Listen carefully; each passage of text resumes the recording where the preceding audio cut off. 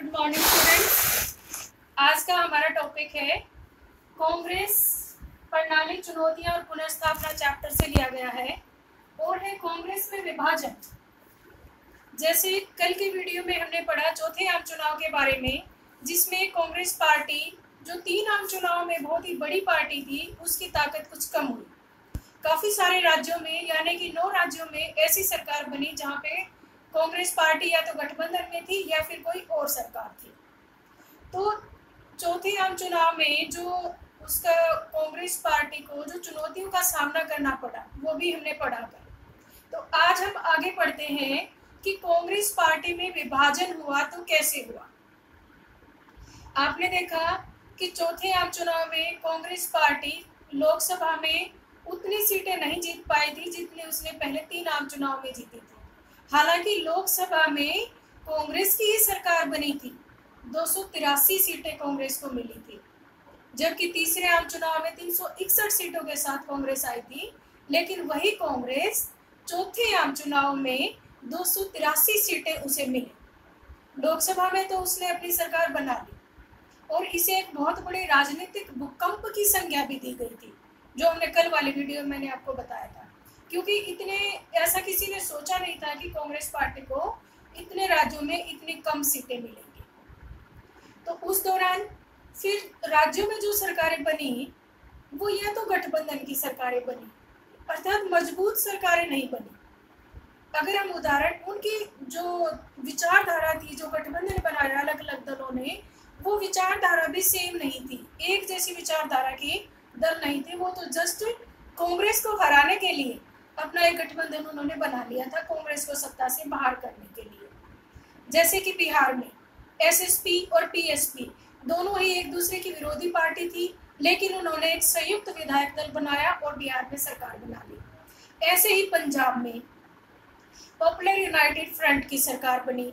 Popular United front में भी जो 2 अकाली दल के जो 2 ग्रुप थे, संता ग्रुप और दूसरा, उन्होंने बनाई सरकार, तो वो भी आपस में एक दूसरे की विरोधी पार्टियां थी। तो इस तरह से जो गठबंधन की सरकारें बनी राज्यों में, वो भी इतना मजबूत सरकारें नहीं थी। तो ये बात तो रही हमारे चौथे आम चुनाव की। अब आते हैं कि कांग्रेस में विभाजन कैसे हुआ। जो कांग्रेस थी उस समय चौथे आम चुनाव में लाल बहादुर शास्त्री की मृत्यु के बाद राजनीतिक उत्तराधिकारी श्रीमती इंदिरा गांधी को बनाया गया था। इंदिरा गांधी और मोरारजी देसाई में आपस में टक्कर थी, लेकिन जो सिंडिकेट थे उन्होंने इंदिरा गांधी को बना दिया। अब बात आती है सिंडिकेट कौन थे। सिंडिकेट जो थे वो कांग्रेस के ताकतवर और प्रभावशाली नेता, जो पहले से कांग्रेस में थे, मजबूत नेता, उन्हें सिंडिकेट कहा गया है। जैसे के कामराज थे, एस निजलिंगप्पा थे और मोरारजी देसाई थे। तो इस तरह के जो नेता थे उन्हें सिंडिकेट का नाम दिया गया है। फिर से सुनिए, सिंडिकेट थे कांग्रेस में प्रभावशाली और ताकतवर नेताओं का एक समूह, सिंडिकेट कहा गया। अब उन्होंने इंदिरा गांधी को संसदीय दल का नेता बना दिया और प्रधानमंत्री भी बना दिया। तो उस समय सिंडिकेट्स ने सोचा था कि जो इंदिरा गांधी है उसको प्रशासनिक अनुभव इतना नहीं है, राजनीति का इतना अनुभव नहीं है, वो सिंडिकेट के कहने पे ही सारा शासन चलाएगी। लेकिन इंदिरा गांधी ने बहुत जल्दी उन सिंडिकेट्स को हाशिए पर कर दिया और अपने कुछ विश्वास पात्र लोगों के साथ, जो कि पार्टी से बाहर के लोग थे, उनकी सलाह माननी शुरू कर दी। अब इंदिरा गांधी को 2 चुनौतियां थी। उसको बाहर की पार्टियों से इतनी बड़ी चुनौती नहीं थी। एक चुनौती तो ये थी कि जो सिंडिकेट्स हैं उनसे अलग रह करके स्वतंत्र अस्तित्व किस प्रकार बनाया जाए। दूसरी चुनौती थी जो 1967 के चुनाव में जो वो खोई हुई जमीन को वापस कैसे लाया जाए।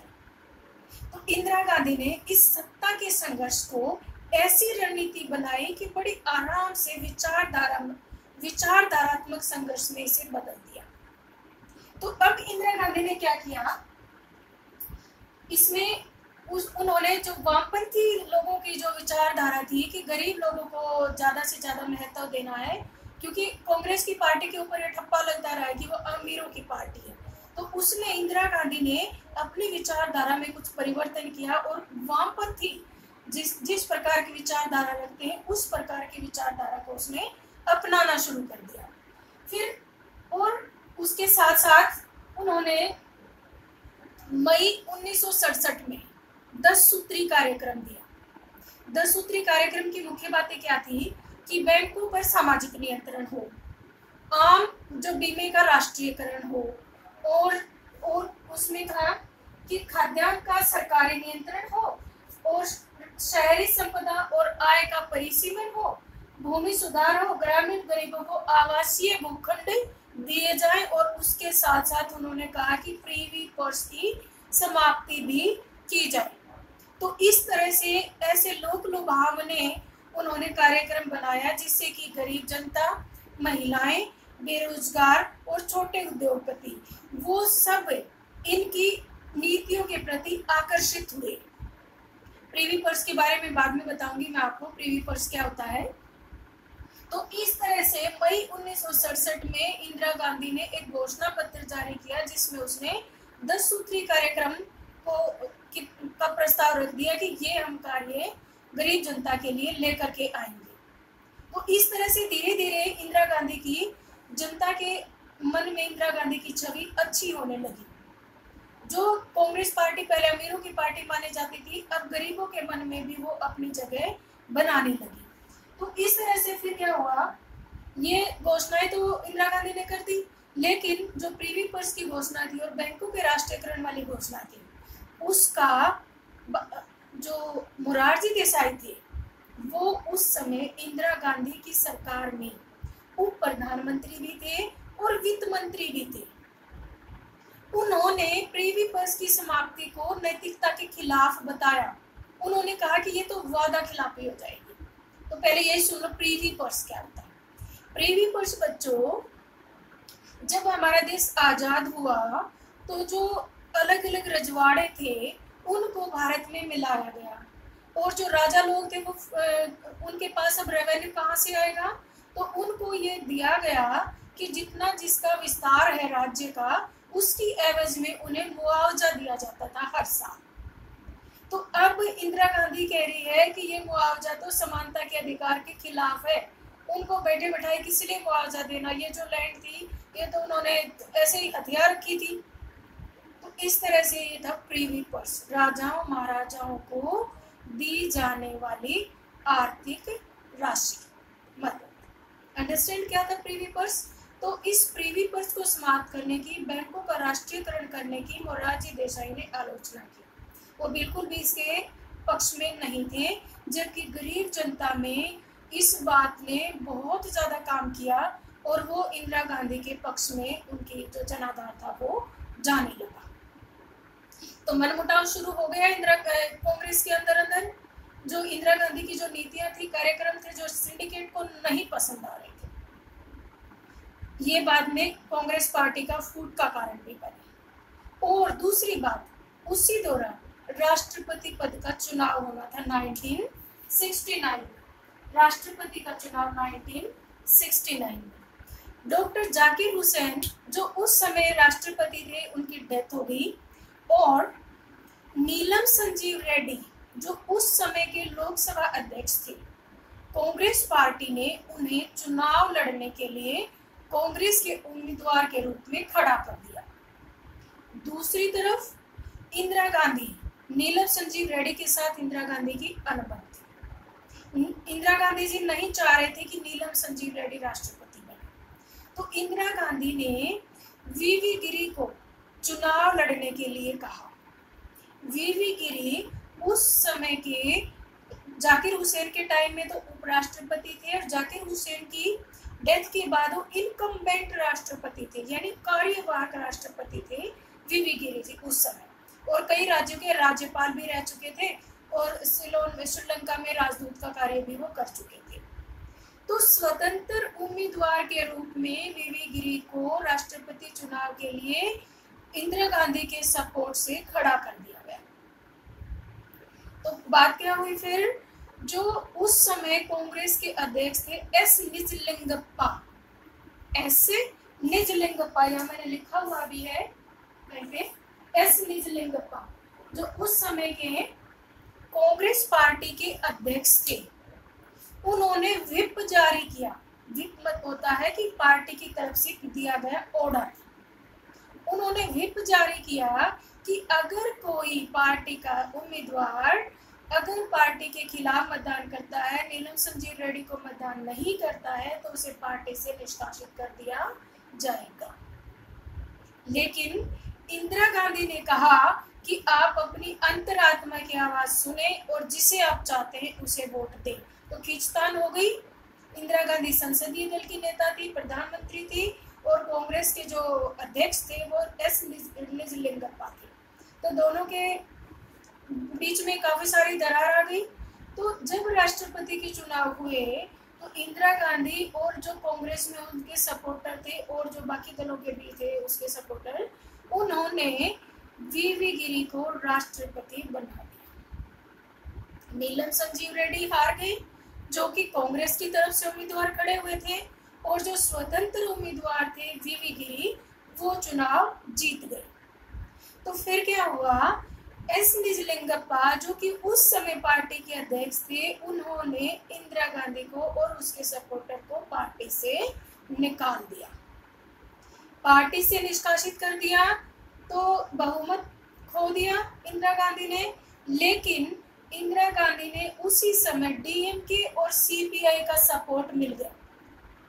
सीपीआई और डीएमके जो कि पहले कभी कांग्रेस की विरोधी पार्टी थी, इंदिरा गांधी उनके सपोर्ट की वजह से, सीपीआई और डीएमके की सपोर्ट की वजह से प्रधानमंत्री बनी रही। और इस दौरान उन्होंने भूमि सुधार कार्यक्रमों के ऊपर पूरा जोर दे दिया, जिससे कि गरीब जनता पूरी तरह से इंदिरा गांधी के सपोर्ट में आ जाए। और फिर और एक साहसिक कदम लिया। उसमें क्या किया इंदिरा गांधी ने, दिसंबर 1970 में लोकसभा को भंग करवा दिया। भंग करने की जिम्मेदारी तो राष्ट्रपति की है, लेकिन प्रधानमंत्री मंत्रिपरिषद की सलाह पे उसको भंग कर सकता है। तो दिसंबर 1970 में समय से पहले ही लोकसभा भंग हो गई। वैसे तो 5 साल का कार्यकाल होता, 67 में चुनाव आए थे, 72 में होने चाहिए थे, लेकिन पहले ही लोकसभा भंग हो गई। तो इंदिरा गांधी ने लोकसभा को भंग करवा दिया। और फिर 1971 में 5वें आम चुनाव हो गए। उससे पहले 5वें आम चुनाव से पहले जैसे ही राष्ट्रपति के चुनाव हुए थे, एस निजलिंगप्पा ने इंदिरा गांधी को बर्खास्त किया था। तो पार्टी 2 टुकड़ों में बट गई, एक बनी कांग्रेस आर और दूसरी बनी कांग्रेस ओ। कांग्रेस ओ सिंडिकेट वाली पार्टी थी, कांग्रेस आर इंदिरा गांधी के नेतृत्व वाली पार्टी थी। कांग्रेस आर मतलब कांग्रेस रिप्रेजेंटेट और कांग्रेस ओ मतलब कांग्रेस ऑर्गेनाइज्ड। तो इस तरह से 1969 में ही कांग्रेस 2 भागों में बट गई थी। कांग्रेस ओ जिसका नेतृत्व सिंडिकेट कर रहे थे, कांग्रेस आर जिसका नेतृत्व श्रीमती इंदिरा गांधी जो उस समय की प्रधानमंत्री भी थी वो कर रही थी। तो इंदिरा गांधी का जो 10 सूत्री कार्यक्रम था उसने लोगों को, महिलाओं को, गरीबों को, किसानों को, छोटे किसानों को बहुत ज्यादा उन्होंने उनके ऊपर जादू सा काम किया और बहुत ज्यादा वो लोग इंदिरा गांधी की तरफ आकर्षित हुए। तो इस तरह से 1970 में लोकसभा भंग हो गई दिसंबर 1970 में। फिर 1971 का चुनाव हुआ और कांग्रेस पार्टी की पुनर्स्थापना हुई। 1971 के चुनाव में गैर कांग्रेसी और गैर साम्यवादी इन दलों ने एक अलग से अलायंस बनाया जिसे कहते हैं ग्रैंड अलायंस, जिसमें एसएसपी, बीएसपी, जनसंघ, बहुत सारी पार्टी जिसमें शामिल थी।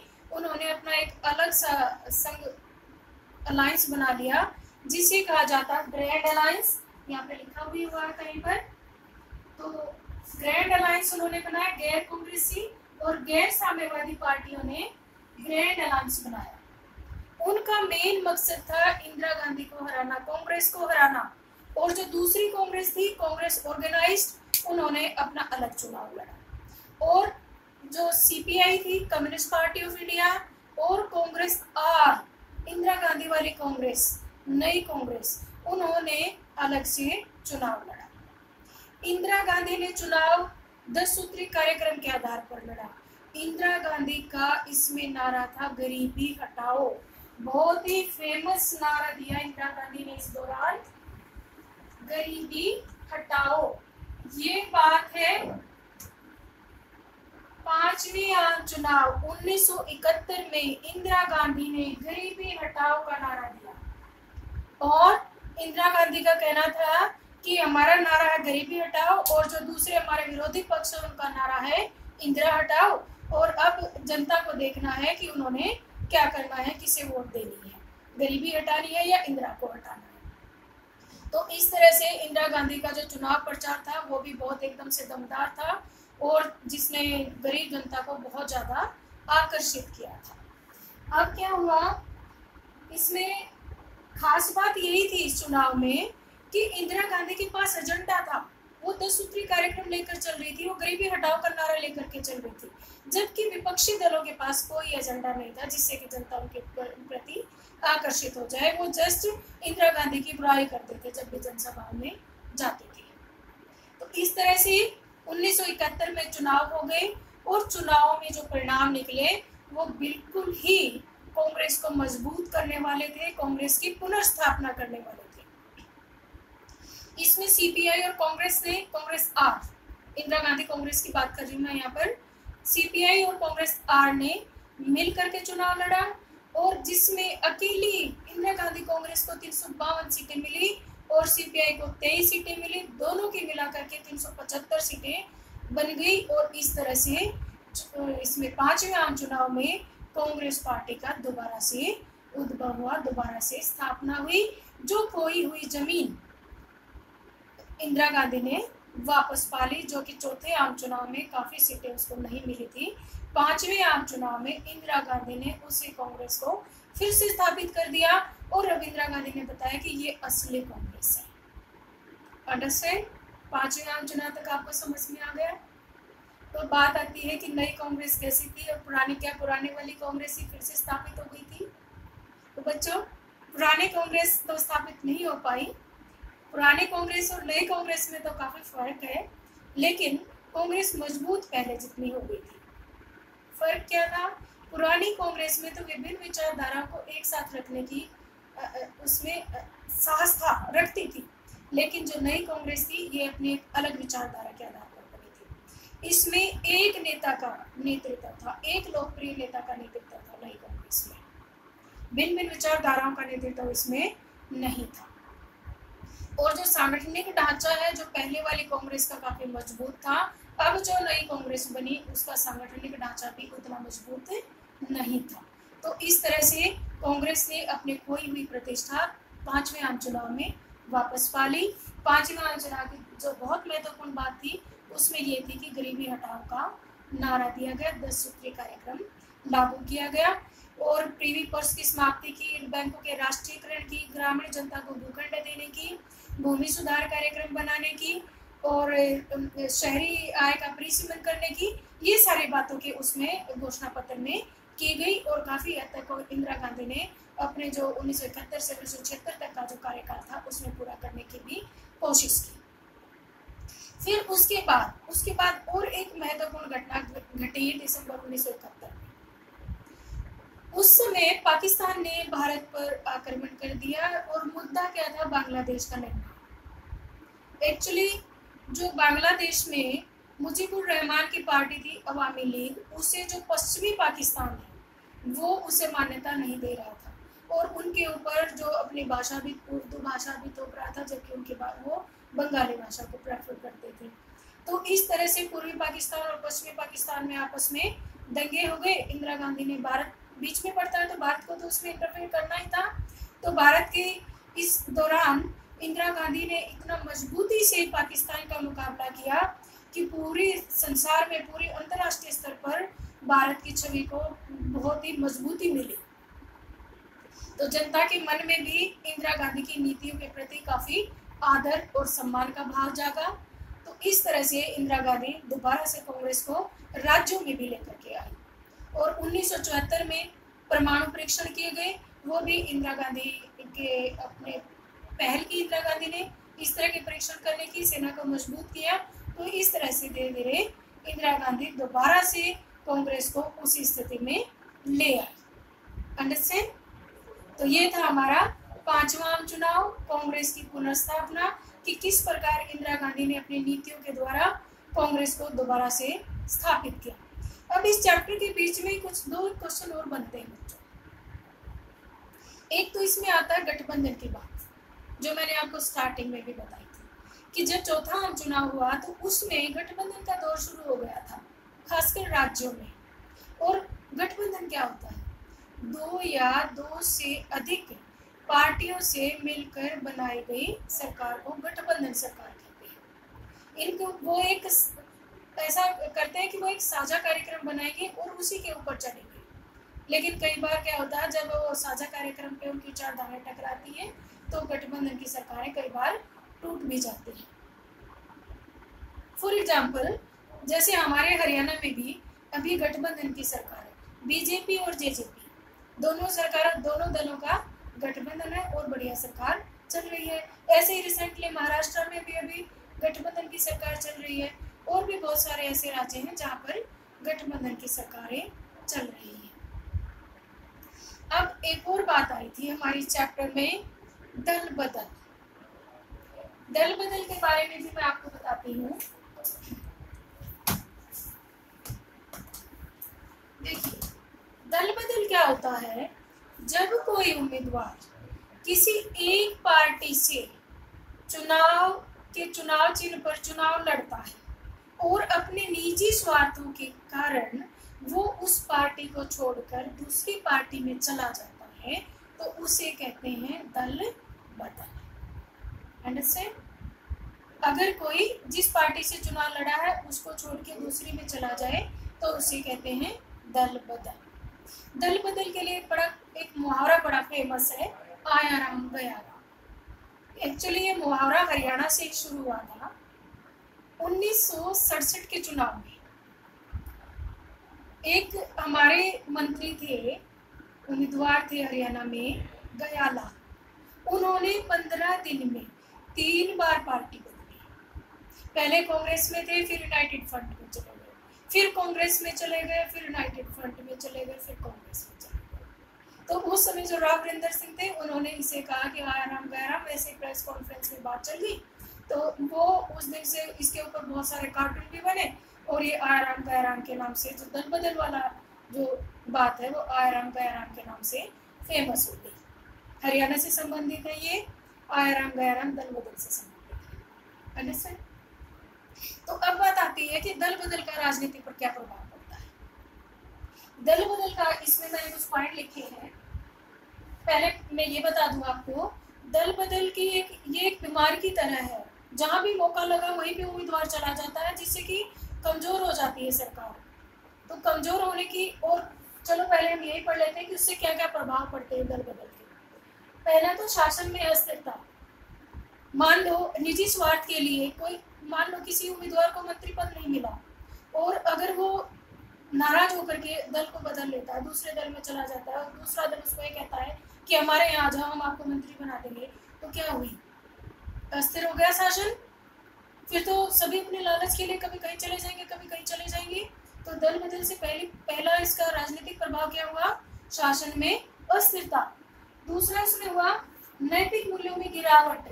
अगर मान लो कि आपने, एक नैतिकता भी नहीं कहती ना कि ये काम किया जाए, मान लो कि मैं किसी दल में हूँ अभी और कल अपने लालच के लिए उसको छोड़ करके चली जाऊँ, तो ये तो नैतिकता के बिल्कुल ही खिलाफ है, इससे नैतिकता में गिरावट आती है। तीसरा, छोटे छोटे दलों का उदय।